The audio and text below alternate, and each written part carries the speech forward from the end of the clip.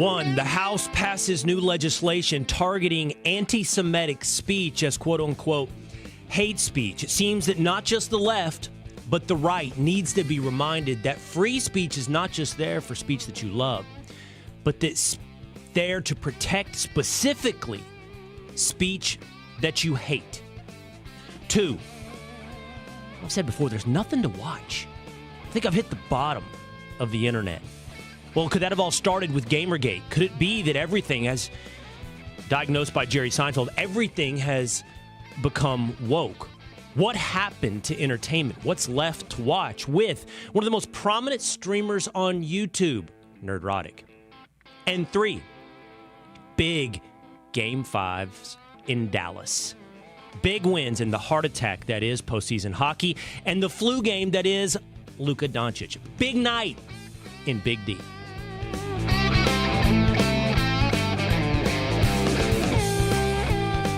It is the Will Cain Show, streaming live at foxnews.com, on the Fox News YouTube channel, the Fox News Facebook page, and always on demand by subscribing on Apple or Spotify, if you prefer to listen to the Will Cain podcast, or if you want to watch, you just hit subscribe on YouTube. The link is right here in the text description underneath this live stream, or you can always find it by going to YouTube/@WillCainShow. Man, I'm looking for some consistency. You know, we've talked a lot here, often through the lens and the prism of sports, about, you know, what adds up to greatness and, you know, what makes a guy like Tom Brady. And it isn't some otherworldly God-given talent. It isn't athleticism. It honestly is the consistency of discipline. And I am failing on the consistency of discipline. Man, irregular sleep, irregular exercise, irregular vices. I just need to get even. And I think, without forcing it, I think that my lack of consistency as an individual is somehow mirrored in the lack of consistency in society.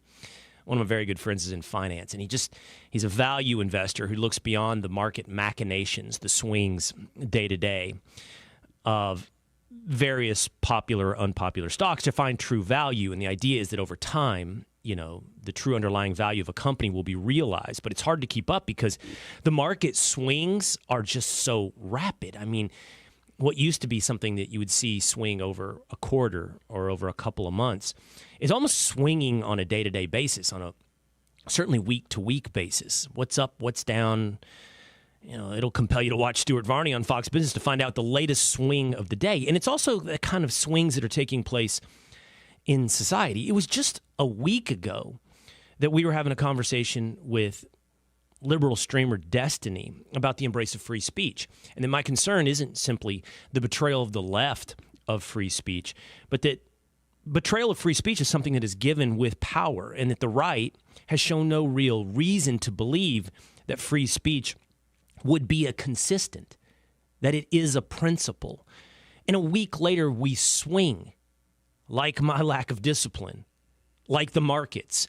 We swing violently, rapidly, extremely in a direction where now we have to talk about the right, betraying one of the foundational values of America, free speech. Let's do that with story number one. House of Representatives passed a new law. It passed with Democratic support of 133 votes against 70 votes, and Republican votes, 187 votes against 21 votes, to target anti-Semitism under the guise of hate speech. Mike Lawler, Republican congressman from New York, introduced the Columbia Act, which will create anti-Semitism monitors at select universities. The House Rules Committee advanced the Anti-Semitism Awareness Act. It's a bipartisan bill to expand the definition of anti-Semitism in Title VI, federal anti-discrimination laws. This is laid out by Mike Schellenberger on Public. The bill refers to the International Holocaust Remembrance Alliance definition of anti-Semitism. It includes criticism of Israel, such as characterizing the state of Israel as a racist endeavor or applying double standards to Israel's conducts. Also, for example, comparing Israeli policies to Nazis. Because all schools receive federal funds, must comply with Title VI, the bill will lead to greater censorship of speech on campus. Now, this is the part in the conversation where everyone, feels the necessity, as do I, to say something that I've been saying for the last couple of weeks. What's happening on American college campuses is ridiculous and abhorrent. Like, it's absurd what's happening on Columbia or at the University of Texas. Bill Ackman, speaking of investors, Jewish, he tweeted the following. He said, the problem is not hate speech. The problem is the actions taken by protesters on these college campuses and others that are in violation of existing federal or state laws or university codes of conduct that are not enforced. We should not impair free speech. We should simply enforce the laws. As somebody pointed out, you could enforce laws against vandalism. You could enforce laws against trespassing. You can enforce laws against blocking other students from getting to campus, of violent takeovers of university buildings. There are many things you could do to push back on these ridiculous and inorganic protests taking place across America on college campuses. But limiting speech is the last thing that you want to do. And for some reason, because the pendulum swings so hard, we have to focus this now and have this conversation with the right. For years now, we have rightfully had the conversation about the betrayal of free speech on the left. Censorship, political speech censorship, any speech about the war in Ukraine, any speech about COVID, using government mechanisms to inhibit free speech. And we would have been deluded to think, as sold to us by Republicans, they're the true defenders of free speech. Because the minute that an issue comes up that, again, you can stand up against what's happening on college campuses without outlawing free speech. As I said at the outset, and this has always been the case, it's there designed not to protect speech you love, but to protect speech you hate. Matt Gaetz did vote against this in the House of Representatives. He said, this evening, I will vote against the ridiculous hate speech bill called the Anti-Semitism Awareness Act. And he says what everyone believes. Anti-Semitism is wrong, but this legislation is written without regard to the Constitution, common sense, or even a common understanding of the meaning of the words. The gospel itself would meet the definition of anti-Semitism under the terms of the bill. The gospel? How does the gospel meet the terms? Because they're adopting the standards of the International Holocaust Remembrance. And contemporary examples, this is laid out on the page of the Holocaust Remembrance page, holocaustremembrance.com. Contemporary examples of anti-Semitism in public life, the media, schools, workplace, and the religious sphere, would include, but are not limited to, here's a couple bullet points. Calling for, aiding, or justifying the killing or harming of Jews in the name of a radical ideology or an extremist view of religion. Makes sense. Accusing Jews as a people of being responsible for real or imagined wrongdoing committed by a single Jewish person or group, or even for acts committed by non-Jews. Denying the fact, scope, mechanisms, or intentionality of the genocide of the Jewish people at the hands of the National Socialist Germany and its supporters and accomplices during World War II. That's a free speech law that is in Europe long gone, like Holocaust denial. Again, it's so Holocaust denial. Absurd. Wrong. But criminal? Made illegal? This is what they do in Germany. This is not what we do in the United States, because we understand who decides what is appropriate speech. We understand it's the nose of the camel in the tent. That you outlaw one type of speech, then where does it end? It goes on and on. Denying the Jewish people the right of their self-determination by claiming that the existence of the state of Israel is a racist endeavor. Applying double standards by requiring of it a behavior not expected or demanded of any other democratic nation. Can you see how that would be open to interpretation? Can you see how that would be something like, wow, is this speech now something that is hate speech in the United States that is outlawed? I mean, the founders of this country took the time when they drafted the Bill of Rights. I love the conversation of the Bill of Rights, by the way. Should we have even had a Bill of Rights? You know that conversation, right? The Bill of Rights flipped the Constitution on its head. The Constitution was designed to lay out the powers of the government, not what the government couldn't do. Well, big debate then, do we go ahead and protect certain rights? But it flipped the head. Now that we have the Bill of Rights, the presumption is, the government can do anything as long as it didn't run afoul of anything laid out in the Bill of Rights. But we're long past that debate. So we have the Bill of Rights, and the first one they enshrined was the freedom of speech. I mean, this is foundational. And the fact that anti-Semitic speech is abhorrent doesn't allow us to then betray our most fundamental values. Because this isn't the end. This is the beginning. And this whole pendulum, this lack of principle, this lack of consistency, has now engulfed Republicans in that, yes, we should condemn what's happening on college campuses. Yes, we should shut it down because it's gone beyond free speech. You know, when you're using force, you're taking over buildings, you're vandalizing not just buildings, but statues of George Washington now draped in Palestinian flags. You're taking down the American flag. There's plenty, not just to condemn, but to stop this absurdity. But passing a law, Republicans passing a law, Congress, to start to limit certain areas of speech, man, this is fundamentally un-American. And it's a shame, but no surprise, that we have to not just remind the left, but we now have to remind the right. All right, what's left to watch? When did this all go bad? You know, when did we hit the bottom of the internet? When did we have nothing left to stream? Was it Gamergate? Was that the canary in the coal mine? Is that when it started? And how did we end up here today? We're Marvel. Yeah, and we all know Marvel's terrible now. Even my kids know it. I'm not going to watch the latest franchise. We don't have Disney Plus anymore. So when did it all go bad? What's left to watch? Let's break it down with one of the biggest streamers on the internet, Nerdrotic, next on The Will Cain Show.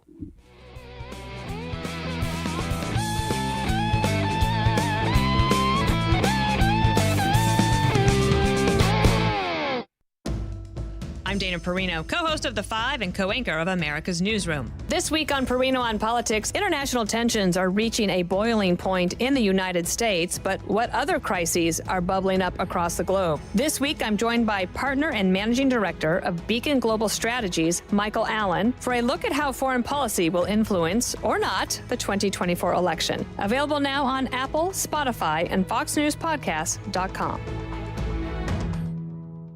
Did you hear the news? Now you can. With instant updates from Fox News for Amazon Alexa. Breaking stories and top headlines, the economy, and so much more. Brought to you by Fox News, America's #1 cable news network. Plus, setup couldn't be easier because everything's ready to go in the app. Just say, Alexa, play news from Fox. In Fox News. It's the latest when you need it, on demand, from Fox News and Amazon Alexa. I'm Dana Perino, co-host of The Five and co-anchor of America's Newsroom. This week on Perino on Politics, international tensions are reaching a boiling point in the United States, but what other crises are bubbling up across the globe? This week, I'm joined by partner and managing director of Beacon Global Strategies, Michael Allen, for a look at how foreign policy will influence, or not, the 2024 election. Available now on Apple, Spotify, and FoxNewsPodcast.com.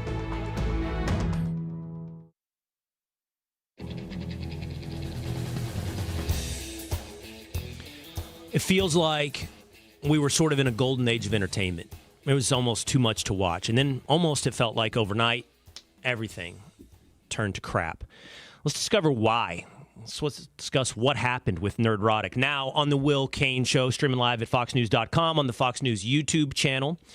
It's also on the Fox News Facebook page. Hit subscribe, and you can watch any of our, for example, debates. Earlier this week, by the way, with Rebecca Heinrichs of the Hudson Institute over the war in Ukraine, responding to our conversation, debate with David Sachs, former COO of PayPal over the war in Ukraine, or a debate with liberal streamer Destiny from a week ago. Just hit subscribe right now on YouTube. Here's a comment. Sarah Gold, by the way, you comment. We'll interact with you. We want to hear your comments. Whoa, whoa, whoa. Gary's going mainstream now. So Gary Buechler is also Nerdrotic. He's one of the biggest streamers on YouTube across the internet. He's got well over 1 million subscribers. He reviews pop culture. He reviews gaming and entertainment. And he's been doing it for quite some time. Gary, I don't know. This is you going mainstream. This might be me going mainstream on YouTube. I don't know about that. I just went to Vegas. I put on a couple pounds, so that's the only bigger I feel right now. But yeah, and anybody who watches me knows I'm a huge gaming fan, massive gamer, play all the time. No, you were talking earlier about like where all this started, and as far as the customer movement, I hate the word consumer. It really did start with Gamergate, right? Gamergate has some very nefarious origins that we don't need to get into, but ultimately it was a customer movement. It was fans going, I've loved this stuff for so long, and something feels a little off. All of a sudden, you hate us. And the royal you here is the gaming industry and some of the designers and mostly the journalism. Entertainment journalism has been a poison, has been cancer to fandom for well over a decade now. When it used to be just, hey, let's review a game or let's review a movie or a comic book. And then it became, well, the biggest problem here is the fans, obviously, the toxic fans. Yeah, you know what actually that makes me think immediately, Gary? So before I was at Fox, I don't know how familiar you are with me or my career, and I don't assume that you need to be or are, but I was in sports for 5 years. I was at ESPN, and I had the Will Cain Show on ESPN, and I don't know that I rationalized an analogy to what you just described in gaming, but I could instinctively feel this. I came at sports from the prism of a fan. Look, I wasn't a pro athlete, and I wasn't a sports journalist. And one of the things I noticed was the antipathy towards the fan in sports. It's like, everything became an attack on the fan. And before you know it, every fan playing the, what's the game where the circle game became making a white supremacist symbol, right? And then every fan's a racist. And it was driven by, it felt like the sports journalists who hated the people that are actually, as you point out, the customers of the entire business, the entire model of sports. And I wanted to center my show on I love fans. Fans are what makes this thing go around, not just from a business standpoint, but from a passion standpoint. I'm a passionate fan. And why do you hate the passionate fan of sports? It's fascinating that journalism did the same thing in gaming.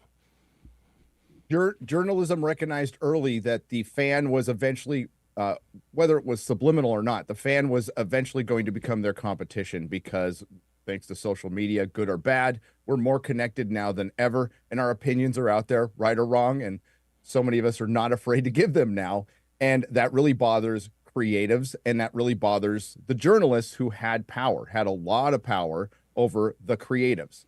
The creatives basically had to go to them to get their thing pushed out, and it was a very symbiotic relationship for a long time. I use the term shill because that's mostly what they were. We weren't getting honest opinions pretty much ever, right? And then when guys like myself or my friend Jeremy from Geeks and Gamers or all my co-hosts on Friday Night Tights were just guys in our rooms filled with way too many toys, just expressing our opinions, going, we used to really love this stuff. We want to still love this stuff. And all we were met with every time we legitimate criticisms, by the way, we might flare it with a little comedy or failed comedy in my case, but it was honest. It was authentic. And that's the one thing Hollywood's having a hard time dealing with. The AAA gaming companies are having a hard time dealing with. And media overall is having a hard time dealing with, is authenticity. And that's what people are looking for in art, in criticism, and just basic opinion. Yeah, absolutely. Okay, I want to come back to the gaming foundations of this for a moment, but I want to kind of set up, see if you accept my premise that I said before you came in. And I'll say this as someone who wasn't coming at it from a critical standpoint. I was just a consumer or a customer, right? It did feel, at least in pop culture, like we were a little bit in a golden age, right? Especially in television. So in the 90s, I would say movies were the thing. And I don't know if we were in a golden age of movies or not, but it felt like I used to go to the movies all the time. Now I never go to the movies. But it transitioned to television, and it felt like we always had something good to watch there for about a 10, maybe even a 15-year period. Like from The Sopranos to The Wire to Breaking Bad to whatever, it was always something good going on. But the reason I want you to check that premise is that was also a world that predated sort of the fan-driven feedback on those things. Like, it was before social media, mid-2000s, because, whatever, Twitter takes off in 2009, 10, YouTube a little before that probably. Do you think I was deluded during that period that it was a golden age, or was it truly a golden age? And for some reason, even though they still had the journalist gatekeepers, they were making better content. It was a golden age, and it was the end of the golden age. I mean, there's been forums going back 20 years, and that's where fandom had been relegated to. And fandom, particularly with fandom, not just, with shows, general audience shows, that was very niche. That's kind of where it needed to stay. But yeah, we had a brilliant run of HBO shows, premium format shows, and that was supposed to be the future. That really was. And that ended 2015, 2016. Now, we can all assume what happened that year when Hollywood went crazy, but that's where they really put their foot on the gas pedal on woke Hollywood, driving in the message, and that's where we started hearing insert here theory, CRT or alphabet theory, as I call it, and that's really where it started getting pushed. I mean, it had its origins earlier. But no, we were just getting good, normal shows because there was talented people creating them. And what Hollywood has done and what gaming has tried to do but can't, and definitely comics, nobody reads comics anymore, is they've pushed out all the talented people with diversity hires. And now we have a bunch of inexperienced, untalented people who are in Hollywood, directors are cast now. They're not hired, they're cast. And shows are produced. They're not created anymore. And that's the problem. There's too many cooks in the kitchen, way too many producers. There's too many rules. There's a slavish adherence to, and now it's a contractual adherence to the message that has absolutely destroyed art. Jerry, we'll probably talk about that. Jerry Seinfeld broke that down perfectly recently again. And this is not an old argument. Yeah, let's talk about Jerry Seinfeld. So I'm always like, I asked you to check my premises. I always like to push back on myself. Like, okay, if I hear something I really like and I tend to agree with, then I kind of almost want to play devil's advocate with myself. Okay, are you sure you got this right? So I hear Jerry Seinfeld say, the problem with comedy is it's all run by a boardroom now, and the boardroom is run by a mentality, like you just said, not just a mentality, but we got to check the DEI boxes. We got to ensure that the comedy passes the doesn't offend the wrong people test. And I hear all that, and I'm like, yeah, that's absolutely true.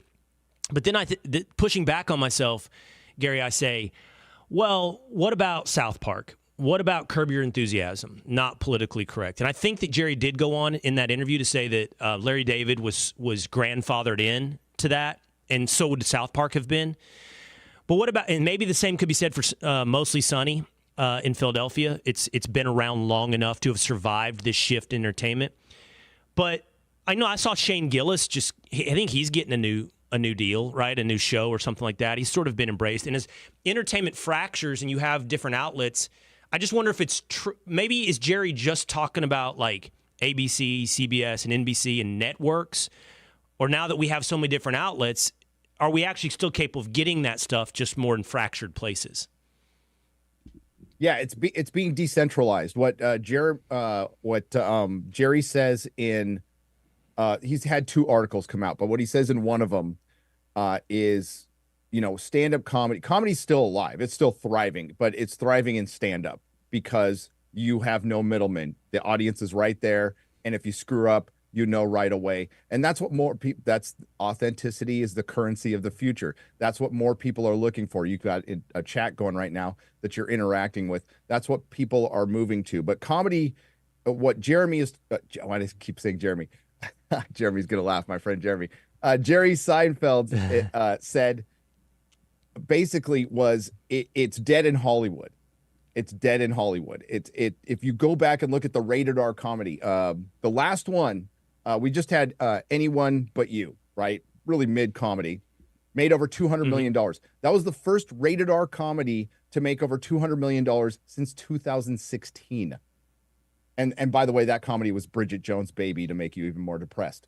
But we don't get The Hangover anymore. We don't get Dodgeball. I saw it. Yeah. So I mean, we don't.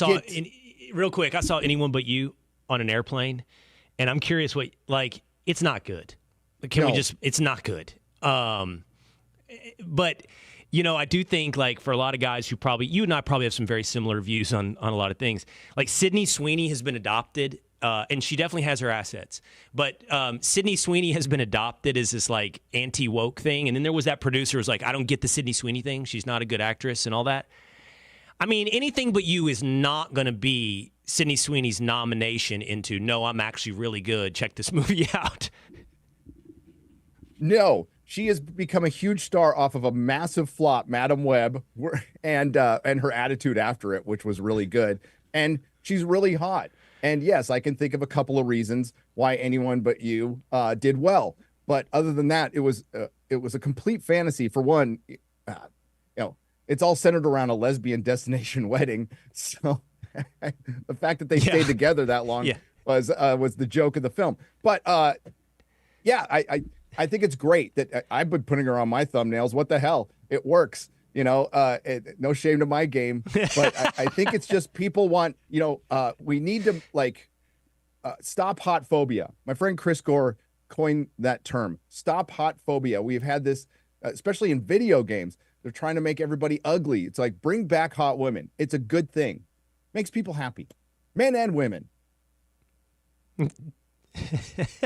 Well, and if we're being authentic to your point, I mean, that's why I watched. And that's why I stuck around for 2 hours. It's a lot of Sydney Sweeney. And, it keeps your attention. So back to Jerry Seinfeld, though. You think, are we seeing a market correction, though? So you say stand-up is a way for the talented person to reach directly to the audience and not have it be filtered through a boardroom, right? Do you think those other examples that I gave are all just grandfathered into what happened? Always Sunny, Curb Your Enthusiasm, South Park, they're just grandfathered in. Will we ever see another one? Now that we have so many options in terms of distribution, there's more boardrooms, but with more boardrooms, you presumably have more opportunity for better boardrooms, right? So will we see more of those types of shows? I don't think so. I think Jerry even talks about this later in the interview, that he says Curb was grandfathered in, and absolutely South Park was grandfathered in. Always Sunny, brilliant show, grandfathered in. But these are all shows in like multiple seasons. I think Always Sunny's going to be up to 18 at some point. South Park is at 26. And if you go back and look, what dominated streaming last year? Shows that were over a decade old. Suits ruled the summer, and also on that list there's a top 10 list with one new show, and you see older comedies including Seinfeld. So there's still an audience for it. To answer for it, there's still an audience for superhero movies, there's still an audience for movies, there's still an audience for comedy, and they're just finding other places for it. Like you said, it's fracturing, and that's good. We need entertainment completely decentralized. I'm all for it. That's why, again, some of the most interesting things happening right now are in stand-up comedy, and most people aren't seeing it because you'll have to go. I was privileged enough to pay a lot of money, overpay for a ticket to go see the opening of The Mothership, Joe Rogan's The Mothership in Austin.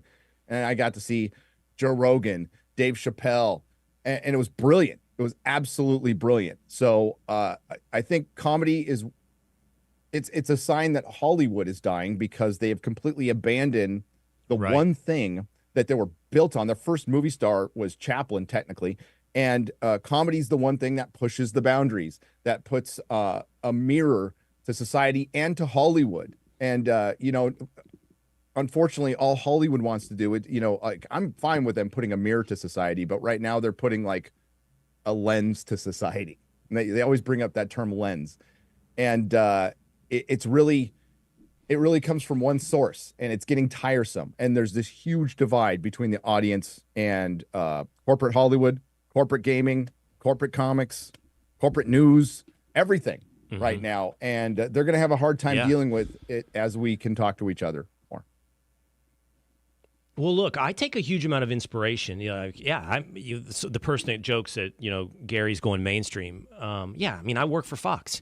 But I take a huge amount of inspiration from you, and even though I totally disagree with him on something like a streamer like Destiny, because and I can't speak to every opinion, and I can't speak to every show and everyone, but there is a sense of authenticity, a lack of polish. You know, the comments are coming in right now, and I want to interact with them, and that's my goal for this show. It was when I had that radio show on ESPN. It's just like, I want to be, I don't want to speak down and at people. I want to speak with people, right? And, but I need you to do something for me. So, like, I'm not a gamer. I'm like every kid. I played Tecmo Bowl. I played Madden. I played everything, NHL hockey through the 90s. But I never was into fantasy games. I think I played James Bond for some first-person shooter back in the day a little bit. But you know what I liked about that game, Gary, is I liked that my buddies and I could all get in a room together and then trash talk each other and do that and compete against each other. So we never moved to sort of the online. Oh, I did Call of Duty for a little bit. But we talked about this shift from the golden age to where we got, and you pinpointed like 14, 15. And that is like the rough timeline of Gamergate. So what I'm getting at with my lack of knowledge when it comes to gaming is I'm not all the way plugged in on Gamergate. But it does seem to have been the canary in the coal mine of everything that then unfolded after that. Can you just can you just give me the cliff notes on it? I know you could do not just a show, but you could do, and you have done, episodic seasons on Gamergate. But can you give me the cliff notes of what went down? Well, I'm not a massive gamer either, but I am a massive nerd, and most of my friends are. So Gamergate starts with a woman who slept with a few journalists to get some positive reviews. That's pretty much it. But it turns into there is a lot of intersectionality invading games. And it really sparked a whole cottage industry on YouTube. And it really sparked this criticism of calling out woke culture. Wasn't really even called that back then. Maybe it was. This is before my time on YouTube.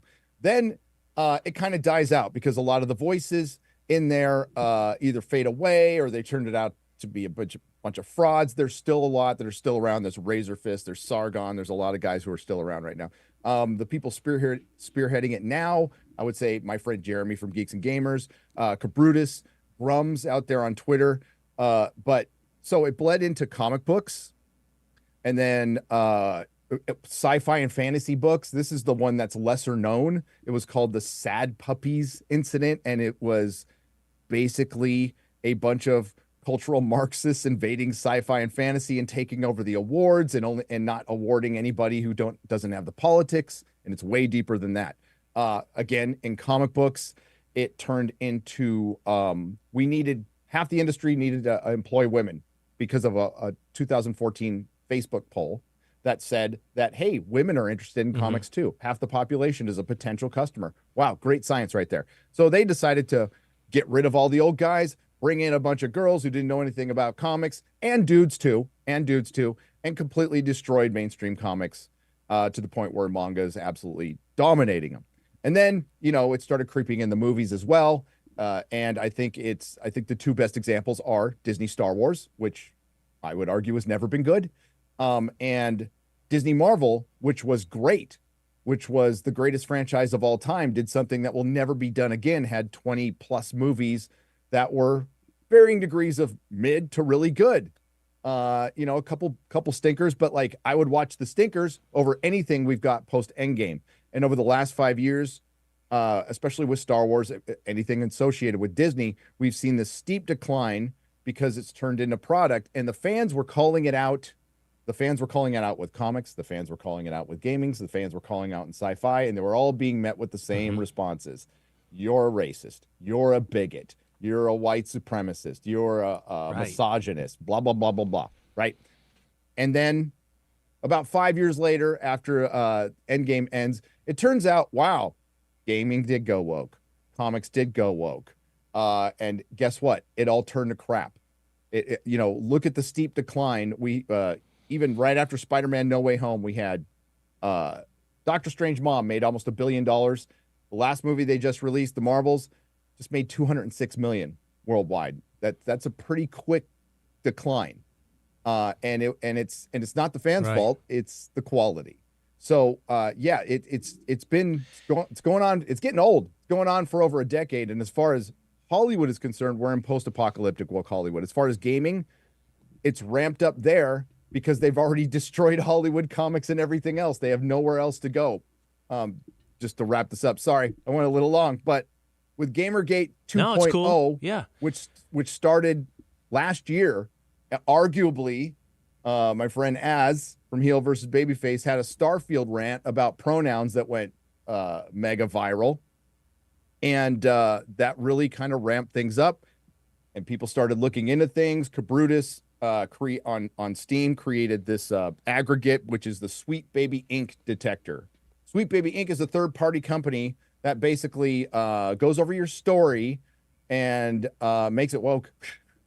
You know, they really? It's a giant grift. Yes. So I mean, that's putting it in very simplest terms. But they help write your story so you can put in underrepresented, marginalized groups. It basically makes women fat, ugly lesbians in most of the games. We just assume they're lesbians. We don't know all the time. They're the ones who always, put compelled pronouns, or even the fact that there's pronouns there when you're playing a video game.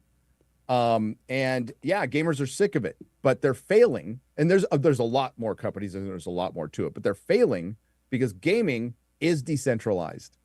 So they can go and do it on the AAA games all they want. So this is where gamers are completely winning. So now it's ramped up crazy. It is Gamergate 2 is getting as crazy, if not crazier, than Gamergate 1, because for one, the gamers are winning, and the gaming journalism is just so bad right now that they're desperate for attention, and it's almost like their old trick of stirring things up and gaslighting isn't even working anymore. And when we have editors from Kotaku, who have OnlyFans trying to, call people. Stellar Blade's the latest one, which is nuts. It's got just this really voluptuous hot woman, and it's a good game.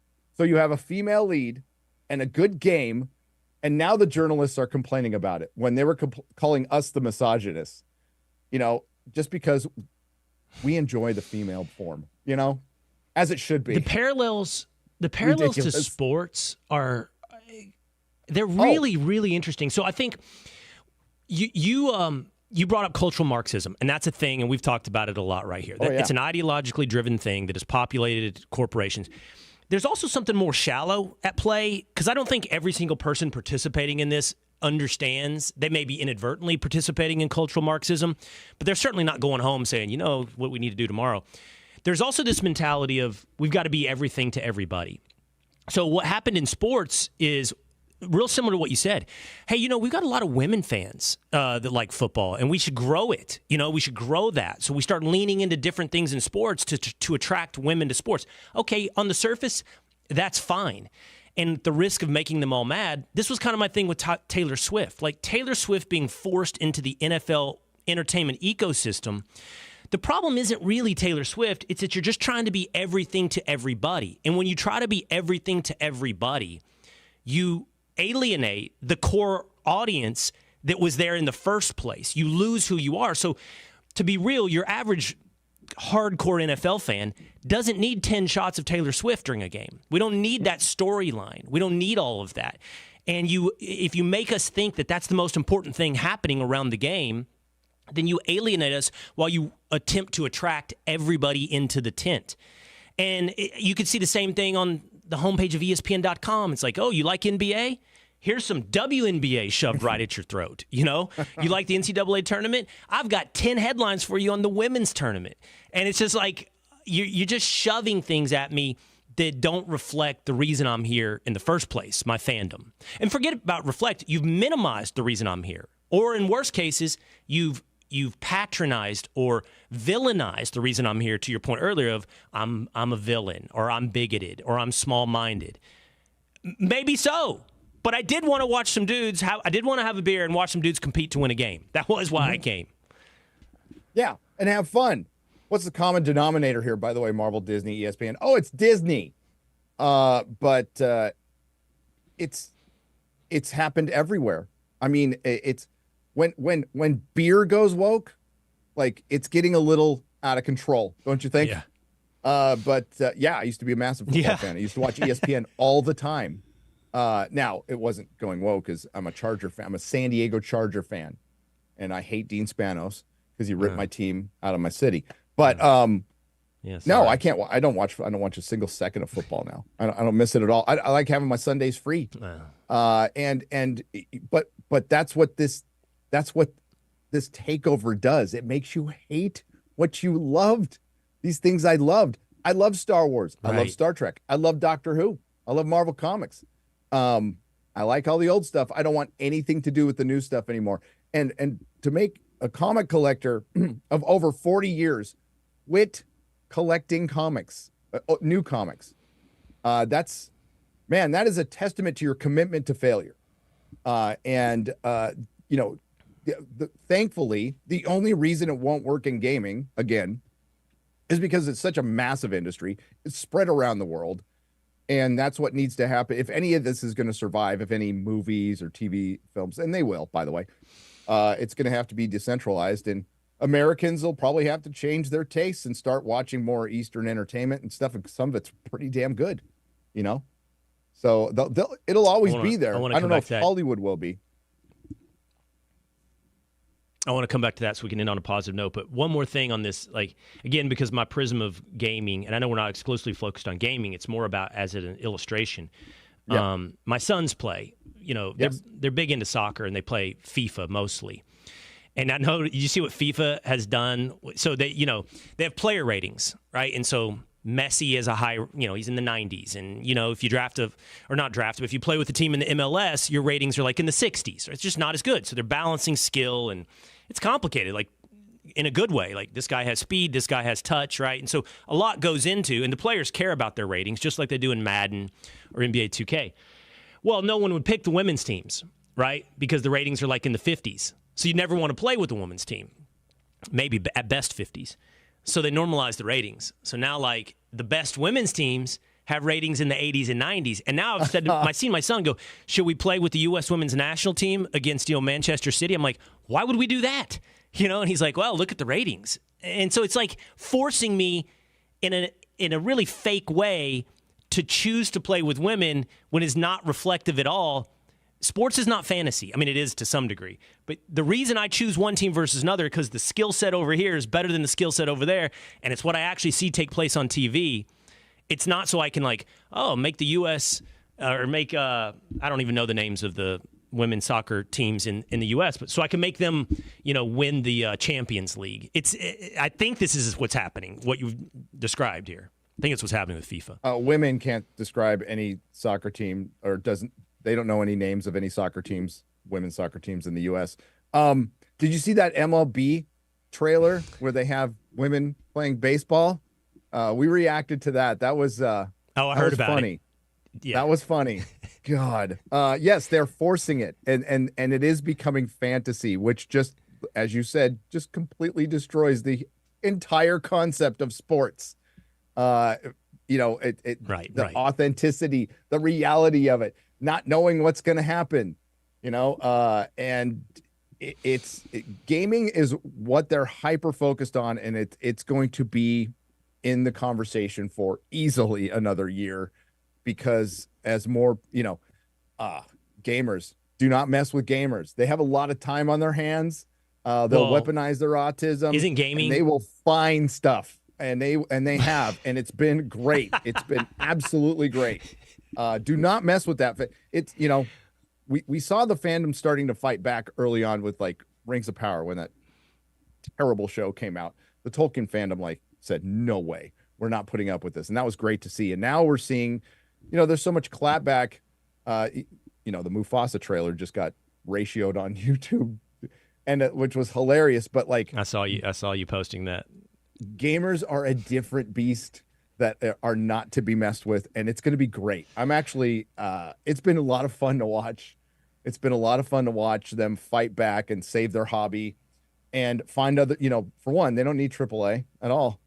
Not at all. There'll be enough independent games to where either these, I don't know, corporations just don't change on a dime. So you're seeing a lot of games bury smaller companies, and maybe that finally buries a corporation, or it makes its conglomerate give up on it. I don't know, but I think the fans are going to win this one ultimately. Well, to your point of gaming, I believe I have the stats right. It's bigger than the movie, music, and something else. It could be sports. I don't know. Not sports, I don't think. Industries combined. Like, it's huge. People our age, Gary, who aren't into gaming, don't appreciate how huge that market is. So here's the positive note I want to end on with you really quickly. I said this on my show last week. Like, I feel like I've watched everything. I haven't, but I don't have anything anymore that I want to watch. So I'm going to lean on you to tell me what I'm missing out there that I need to put on my list to watch. Just give me 2 or 3 things. I saw you tweeting about Rebel Moon. I think it was negative, which I didn't watch. Horrible. I watched Dune 1. Rebel I didn't Moon. watch Dune 2. Go mow your lawn or something. Get an early. Start your taxes early. No. Okay. What is good that I have seen right now? The Gentleman is the best show I've seen in a long time. That is on Netflix. It's from Guy Ritchie, and it's better than any of the movies he's put out the last couple of years. It feels very Guy Ritchie. It is great. Shogun, very good. Yep. Very good. I won't say great. I'll say very good. And House of the Dragon season 2 is just around the corner. I loved House of the Dragon season 1, and I hated the end of Game of Thrones. I thought season 8 was some of the worst television, the worst dive of a television show of all time, and I think it's a miracle that they came back and did something that could end up arguably being better. So there's War of the Rohirrim, an anime Lord of the Rings film is coming out at the end of the year, and of course there's Deadpool and Wolverine. That'll probably be pretty good. So there's some good stuff. All right, so I saw House of Dragon 1, loved it, so I'll be in on House of Dragon 2. I watched The Gentleman. Really fun. I like Guy Ritchie stuff. So I enjoyed that. I haven't seen Shogun, so the new one there for me is Shogun to check out. And I'll be checking out your reviews, man. Nerdrotic on YouTube. Huge. Yeah, huge audience. Over 1 million. Man, I really appreciate you giving me so much time today. It's been fun to get to know you and have this conversation. Thank you. It was great to talk to you. Take care. Right, there he goes. Okay, Gary Buechler, also known as Nerdrotic. This is from Lod 689. Will Cain does a great job. This should be good. That conversation, going into that conversation. Das Hippo. I always got to be a little careful. I read the name slowly. We respect you representing us, bro. We know it ain't your niche. No, it's not my niche, but the point of the conversation is it's not just niched into gaming, though, right? It's the entire pop culture. It's all of entertainment.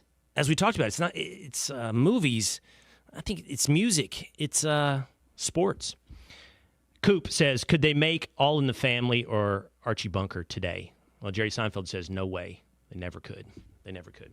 All right, coming up. As opposed to Gary, as a person to Nerdrotic, I'm not out on sports. And I had a big night last night, a doubleheader for me. Big night and big day. Here's the question, really, honestly, after watching Luka. If you and I weren't feeling great, and I've never done this, and we did a big IV injection of B12, can we conquer the world? Because it sure seems that way with Luka. Next on the Will Cain Show.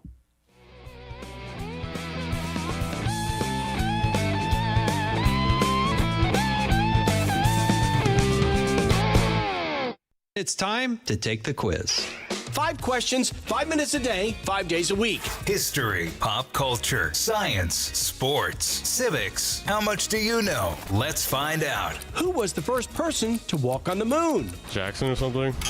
Neil Armstrong. Take the quiz every weekday at thequiz.fox and then listen to the quiz podcast to find out how you did. Play, share, and of course, listen to the quiz right now at thequiz.fox. The XFL and the USFL merged together to create one powerful spring football league called the UFL. These players are going to play hard-nosed, intense football, passionate football. They're going to ball out. Week 6 of the United Football League. The Houston Roughnecks take on A.J. McCarron and the St. Louis Battlehawks. Saturday, 3 Eastern on Fox. Kick it off, baby. Let's rock. from the Fox News Podcasts Network. Listen to the all-new Bret Baier podcast featuring Common Ground, talking to lawmakers weekly from opposite sides of the political spectrum about the issues of the day and how Americans can find common ground in a politicized world. That's just not happening on Capitol Hill. It takes leadership, right? Yeah, it absolutely does. Along with all your Bret Baier favorites like the campaign, the candidates, the all-star panel, and much more. Available now at foxnewspodcasts.com or wherever you get your podcasts.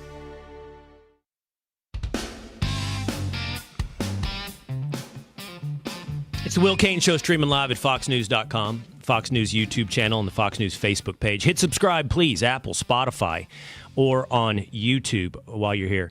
Appreciate all the fans of Nerdrotic who jumped into the comments section.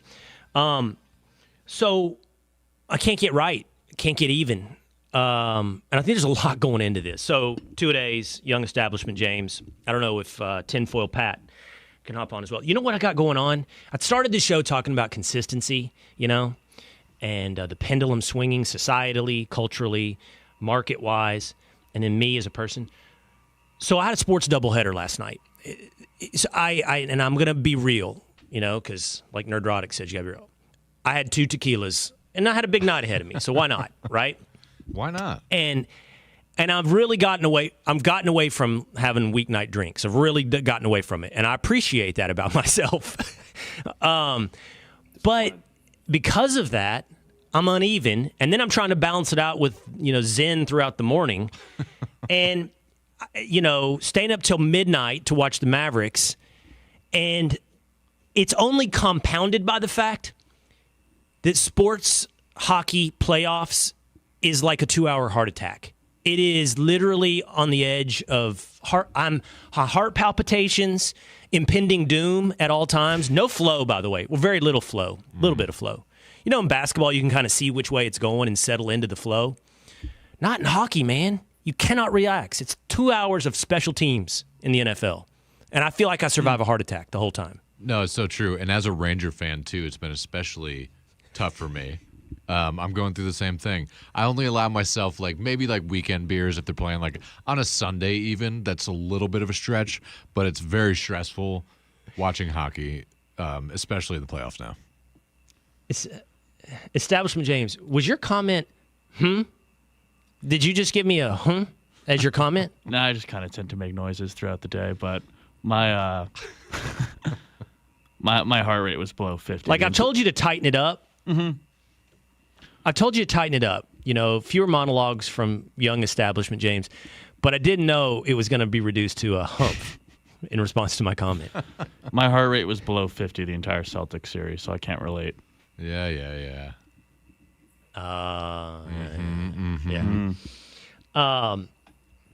Well, here's my hot take: playoff hockey better than playoff basketball. Agreed. I would never 100%. say that hockey is above basketball on my sports ranking charts. If I'm being real, my sports ranking chart is football, both college and pro, then soccer. Love me some soccer. Watch Champions League, watch Premier League, and then NBA. Well, no, Major League Baseball because the Rangers is up there, and then NBA, and hockey would come in last normally, but playoff hockey skyrockets up the rankings. Skyrockets. What's your case for soccer and the excitement of it? I know you recently got into it, I think you said. Make a little quick elevator pitch case for it. Okay, it's not, recent. I'm 10 years into my soccer fandom. All right. And the reason why is my sons. That's the first prism. They start playing soccer. I start caring about it more. They pick a team to root for, so I pick a team, same one, and we have that thing together. So that's number one, okay? Then I start learning about the game and appreciating it and what they're actually doing. And here's my case. I've told you this before. This will transition us to the Mavericks as well. I love Luka, not just because he's a Maverick. My favorite thing in sports is the brain. It's not athleticism. I do not get huge. Ja Morant, who's amazing, doesn't do it for me in the same way that Luka does it for me, because I love seeing somebody see an entire field of play and make plays for others or himself based upon understanding, the way the game works and geometry basically. And And so soccer is all about that. Like, one dude is not going to dribble through 11 guys. You're not. The closest you get is Messi. The closest you get is Messi to just like making 5 guys look stupid. So if you watch a team in soccer, what looks boring to someone who doesn't ever watch it much, they're bouncing it back and forth. It's not progressing. Scoring-wise, if you start to understand what they're doing and work. What's that? Scoring-wise, it's low. It's low scoring. Kind of like hockey, but, It is, and it could benefit from that. But if you start understanding the way they're setting up teams to break them down and like open up passing lanes, and then you see a guy like Kevin De Bruyne who seems to have eyes all around his head and be a time traveler who lives 3 seconds in the future, he sees things that aren't going to happen yet and can deliver these balls. I love it. It's just something about it. And it is opposite hockey, whereas hockey is a constant heart attack. You can relax a little bit while watching soccer. And so I love that on Saturday mornings or something like that. Just relax, have a cup of coffee, and watch this game unfold. Cup of coffee. So that's my pitch to you. Maybe a beer. That's the best thing about it is you could, on a Saturday morning, you could just have a beer. And it's a great excuse to do so because of the hours. It's a good pub activity. But it's sports variety. So you might do that. You do that with all your nighttime sports, right? True. You don't have morning sports, except now you have soccer and you have some variety. You're like, I'm going to have, coffee and wake up on my day. Which brings me to Luka, talking about the Mavericks last night. Blew out the Clippers in Game 5. Stars won Game 5. Mavericks won Game 5.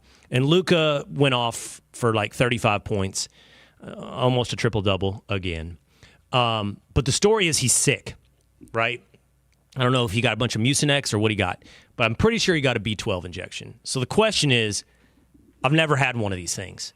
Like, if you and I are sick, like James called out the other day, and I think it's very suspect of what his sickness was. Very suspect. Still got some work done. It was a one-day sickness. One-day sicknesses are very suspect. I've had the wine flu before, just once or twice. I don't think I've actually ever been sick. So, well, you called in sick. So the question is, if we're such weenies about it, why can Luka go out and do that when he's sick? Are these B12 injections, are these performance-enhancing drugs that are legalized? I think it is, because I've heard this from people. I worked in sports media like yourself, and people talk, and it's kind of like someone said it's like the adrenaline that just gets stuck into your chest, like in Pulp Fiction, and it just gives you this like massive surge, like Mariah Carey has to sing tonight no matter what kind of drug. It's that kind of thing. And it just gets you through what you have to do, and then you sleep later. And especially in a playoff game, you just have to get through it. It's a flu game. It'll go down for the ages for Luka. Once you're running around for 10 minutes and you have 20,000 people screaming at you, that probably does a little something to make you forget how sick you are. Yep. Yeah, but that wears off, and then you crash. I'm so fascinated by this B12 stuff. Should we take ESPN, one? By the way, just did a thing on sleep. Yeah, let's do it on air. Let's all do it on air together. Let's get a B12 IV on air. I'm going to be running around the room. Yes, I want to do that. Woo! James will be insufferable over here. ESPN just did a thing on sleep. Did you know all these guys, like the hockey players and NBA players, take naps, 2-hour naps on game day? And this guy said it's the biggest, and this is after getting a night of 10 hours sleep, right? And then they go take a 2-hour nap in the day. This guy said it's the biggest legalized performance enhancer there is. That kind of sleeping. Wow. Yeah, but that's natural. That's what's like, wrong, tinfoil? Listen, I think it's weak. I liked sports back when they would go out until 2 or 3 in the morning. Like Gronk was the last great athlete who would, get wasted. Oh, you want party animal? I want party animal. I want them out. I want them smoking cigarettes. You want Dennis Rodman? He didn't last. You want Michael Jordan gambling in Vegas before the playoffs. Exactly. Yeah. That's what I want my sports guy. I'm tired of this like fine-tuned physical specimen crap. It's a better game though with that. I think. No, I hate it. No, it's too refined. It's too Lindy. It's not as fun. There he is. Yeah. Wow. There it is. Wow. All right, Pat. Doesn't like refinement culture. Sports is refined. Sports is too perfect. These guys are too good. I want Lynn Dawson smoking a cigarette and having a Dr. Pepper at halftime. Darn right. I just can't figure out if you want it to be 1950 or a dystopian future where you're a part of the resistance. I just can't figure out which one you want. It's one of those like he wants one of those like steampunk future like past 1950s things where Yeah, I'm also all about bringing back airships. So there you go. I don't know. I don't even know. Massey, where am I, man? All right. Well, I want to win. So that's what I want. I want to win. And if it takes some B12 and a nap to get you to win, I'm in for that for Luka and the Mavericks and the Dallas Stars. Big night in Big D, which means my sports insomnia of the spring